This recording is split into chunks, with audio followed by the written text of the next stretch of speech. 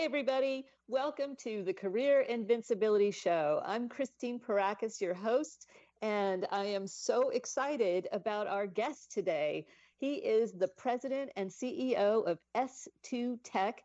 It's an IT services company that serves Medicaid programs in 35 states.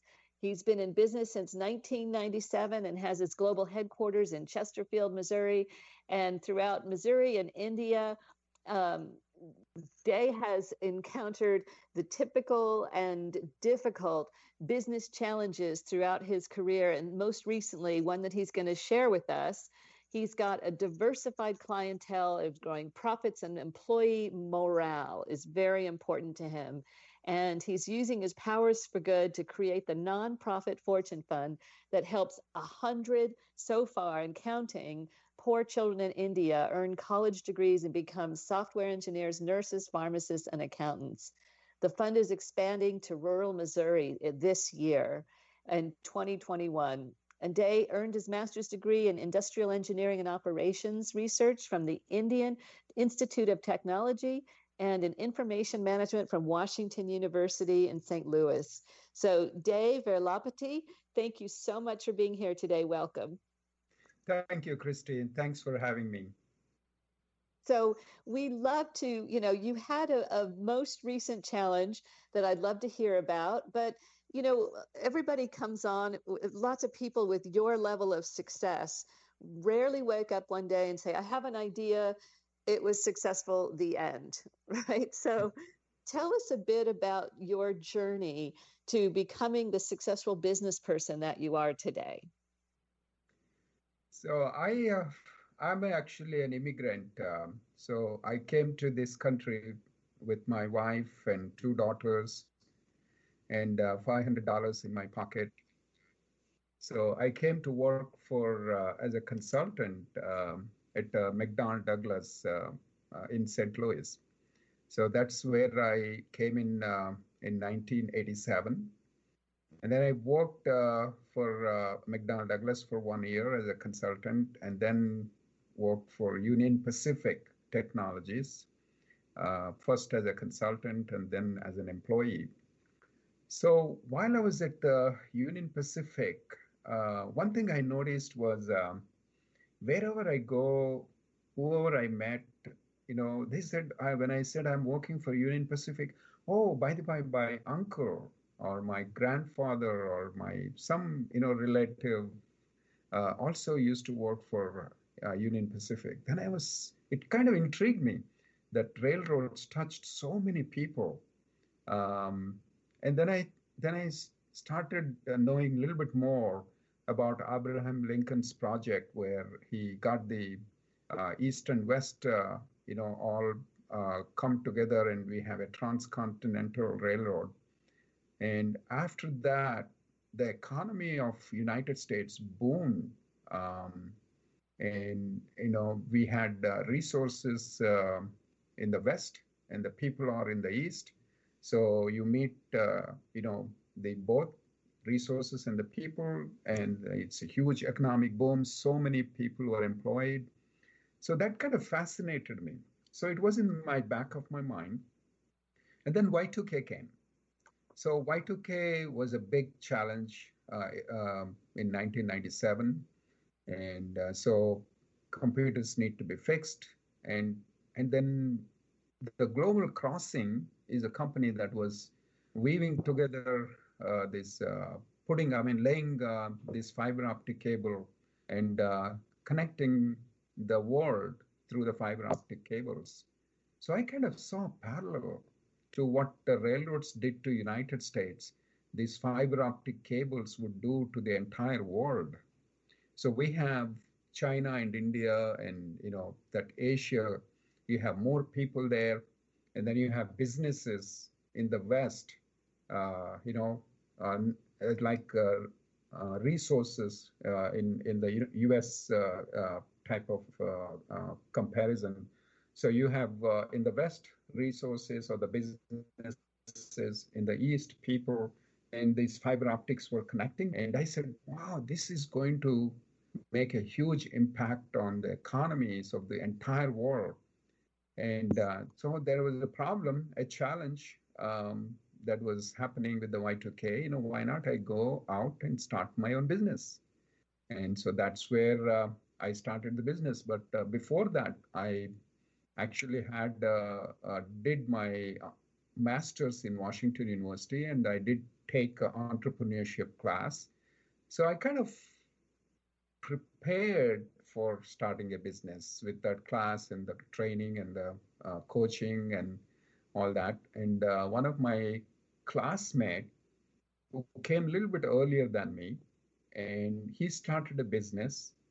And in 1996, just before I started my business, he was featured in Forbes 400 list, billionaires list.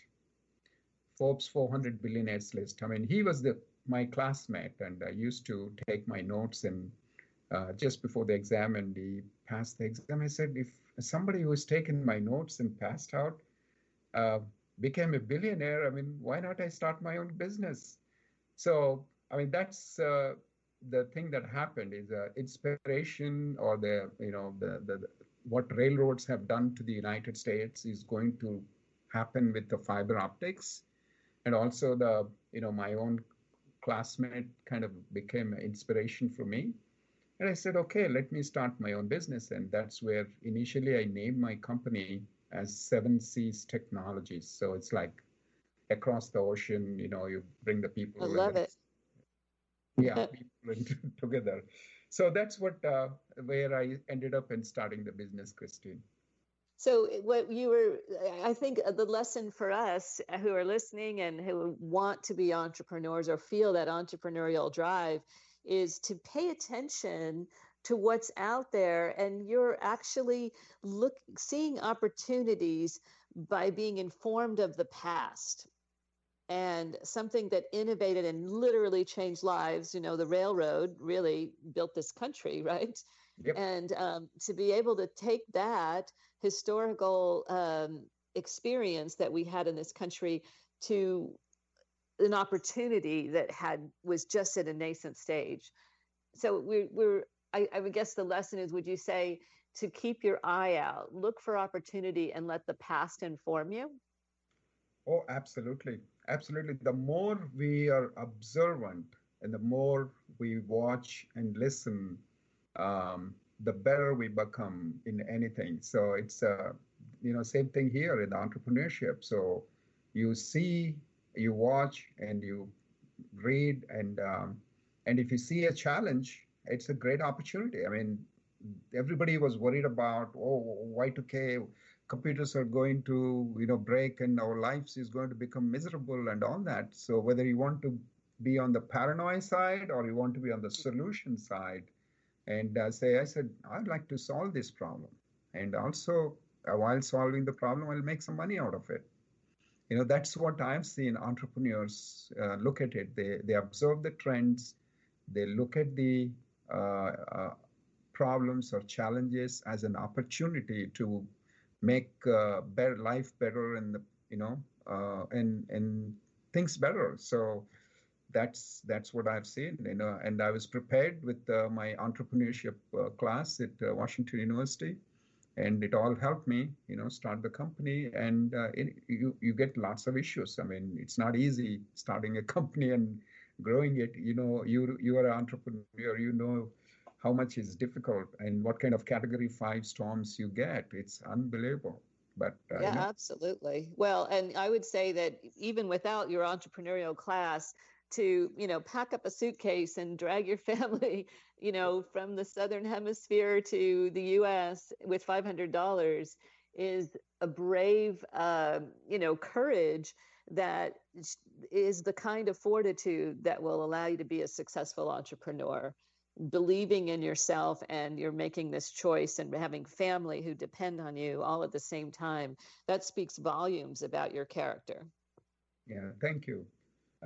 I think you're right. I mean, what one thing people ask me, those who are my colleagues here and all that, whom I work, oh, how did you start this company?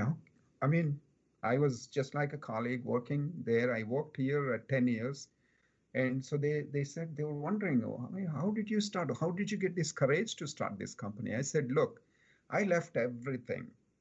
I left my money, I left my belongings, I left my family. I came into a totally different environment. I have not seen the snow in my life.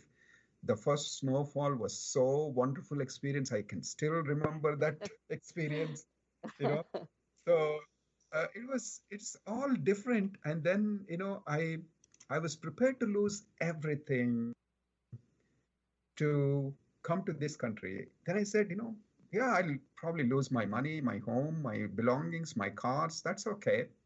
We'll make it. That kind of positive optimism, hope, and anticipation, the good life will come. All those things really helped me to start the company. I mean, in fact, one of the thing I did, I think people might laugh at this, but I said, "What's the worst good thing could happen?" Right? So you prepare for the worst. The Dale Carnegie says, if you want to reduce your worry, prepare for the worst.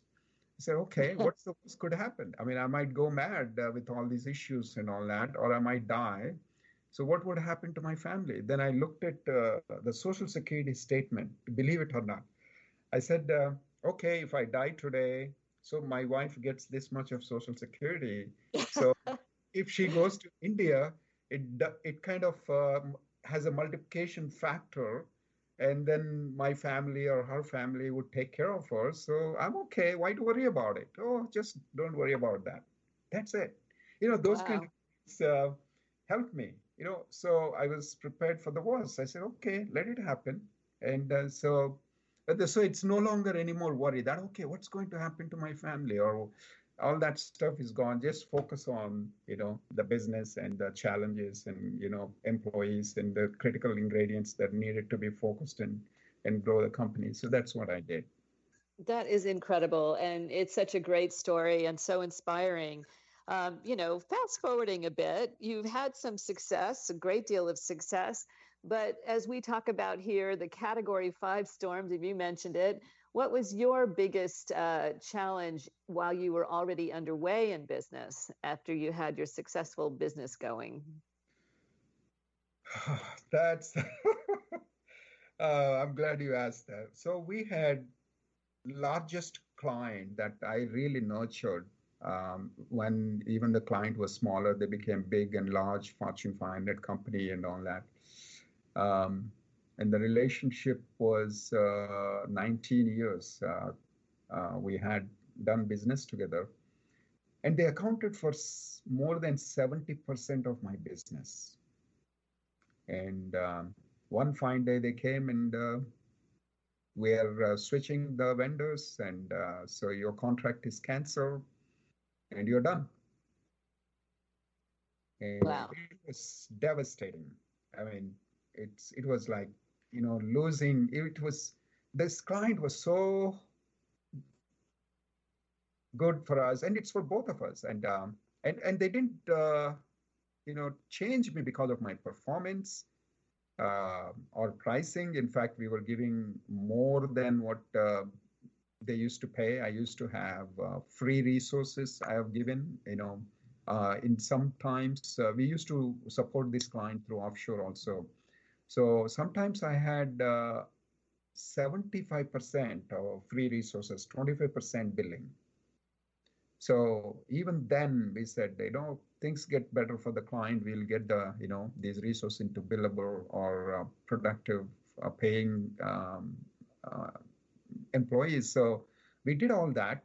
So it's not the money, it's not the service, but you know, corporate organization, they say, we need to deal with the large companies, and you are not as large as what we want it to be. That's it. Wow. You So can't fight that, can you? you can